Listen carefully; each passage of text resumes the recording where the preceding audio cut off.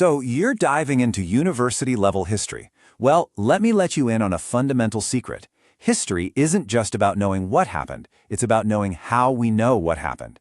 It's a craft, really, a discipline with its own set of tools and methods. So, let's get into what historical research is all about. We've all heard this one, right? The idea that history is this dusty, closed book of facts you just have to memorize. But I'm here to tell you that could not be further from the truth. The real work of a historian isn't about memorizing dates at all. It's an active, and sometimes pretty messy, investigation of the past. To really get what history is, we first have to separate it from its close relatives. First, you've got the past. That's just everything. Every single thing that has ever happened in a huge, chaotic stream. Then there's memory, which is our own personal, often emotional, and definitely selective version of it. And myth? Well, those are powerful stories that tell us about a culture's values, often mixing fact and fiction. But history is different. It's the disciplined, systematic hunt for what we can know about the past, and it's all grounded in evidence. And there's a big word for this whole systematic process: historiography. Now, this is absolutely crucial. History isn't something you just find, lying around waiting to be discovered. It's something you build. Historians act like detectives. They gather clues, they question the reliability of their witnesses, the sources, and only then do they assemble it all to construct a defensible argument about what most likely happened and why it mattered. Okay, so if we're building history, what does that process actually look like? Well, you've got to understand it's not a one-way street where we just yank facts out of the past. No, it's much more dynamic than that. The historian E.H. Carr absolutely nailed it.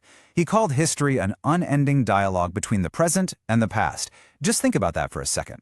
The questions we're asking today about things like justice or power or identity, they shape what we look for in the past. And in turn, what we find in the past can totally change how we see our own world. It's this constant back-and-forth conversation. And this dialogue, this conversation, isn't just about one simple topic. To really understand a moment in time, a historian can't just look at the politics and call it a day.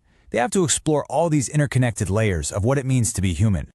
So you can think of these as different lenses that a historian can use to get a much more complete picture. Each one of them reveals something totally unique about the past.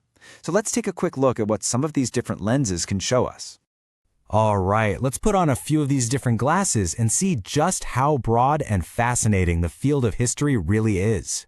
First up, we've got social history, which is often called history from below. Instead of just focusing on the kings and queens and presidents, it asks a really fundamental question: what was life actually like for the vast majority of people? It dives into things like family, work, and the rhythm of daily life. And this really gets to the core of it. You see, scholars like E.P. Thompson completely changed the game. They insisted that regular working people weren't just passive victims of history. They were active players who shaped their own lives and communities, people with agency. Now, political history. This is probably the one you're most familiar with, the traditional history of great leaders and big battles. But even this field has evolved so much. It's no longer just a story about great men. Today, it's about studying government institutions, how states are formed, and the political ideas and cultures that influence everybody, from the top down.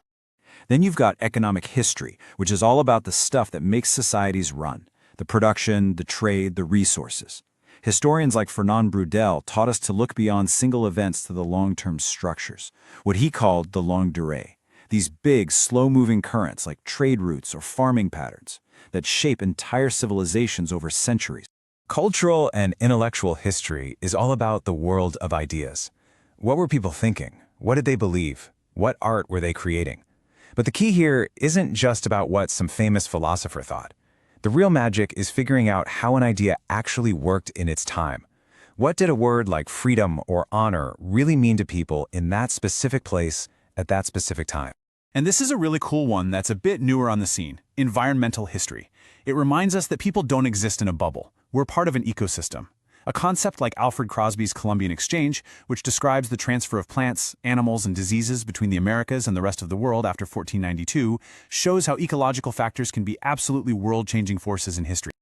Okay, so we've got all these amazing lenses to look through. But how does a historian actually do the work? What are their tools? That brings us to the real nitty-gritty, the methods of the craft. At its heart, the process breaks down into a few key steps. First, you're a detective. You are out there hunting for data, for primary sources. Then, you become a critic. You have to interrogate those sources. Ask who made this, why, are they reliable? You cross-reference everything, and only then do you start to weave all that evidence into a coherent story or a solid argument. So let's talk about some of the main methods. You have archival research. That's the classic image, right? Digging through dusty boxes of original letters and documents. Then there are oral histories, where you capture the memories and lived experiences of people, especially those who might not have left a written record. And then you have interdisciplinary approaches, which are so cool because you get to borrow tools from other fields, like sociology or anthropology, to ask new questions of old evidence. And this idea of borrowing from other fields? Wow, it's a total game changer. A group of historians in France, known as the Annales School, were pioneers in this. They argued for a total history, one that brings in geography, economics, and sociology to get the whole picture. It's all about breaking down the walls between subjects to get a richer understanding. So after all that, the digging, the questioning, the building, it all leads to the biggest question of all. Why? Why do it? Why does any of this matter in our busy, complicated world today? And look, that's a totally fair question. We've got enough going on in the present, right? Why spend so much time looking backward? Well, the thing is, history isn't just about the past. It's essential for the present. It gives us the context for today's headlines. It's our collective memory. It tells us who we are as a society and how we got here. It can and should help us make better decisions. And maybe most importantly, it trains us to think critically, to spot a weak argument, and to challenge simplistic or even dangerous stories about the past. At the end of the day, that's the real power of history. It's not some dusty old subject you have to get through.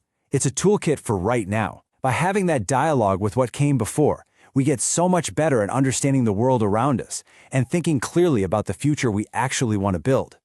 And that, right there, is the historian's craft. It's not about memorizing answers. It's about learning how to ask really, really good questions. And with this foundation in place, now we're ready to get our hands dirty, to dig into the sources, navigate the archives, and start building historical arguments of our own.